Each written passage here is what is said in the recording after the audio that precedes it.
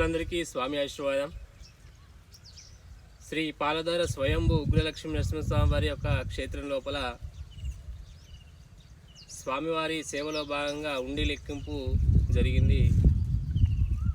ఆ యొక్క స్వామివారి యొక్క సన్నిధి లోపల ఉండిలో మనకు మాల్దీవ్స్ నుంచి మరలా ఒక నోట్ రావడం జరిగింది. ఇది మాల్దీవ్స్ 100 రూపాయ అని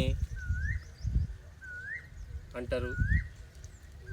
స్వామివారి యొక్క ఆలయ నిర్మాణంలో ఈ యొక్క రూపాయ కూడా భాగం కూడా అవడం జరుగుతుంది.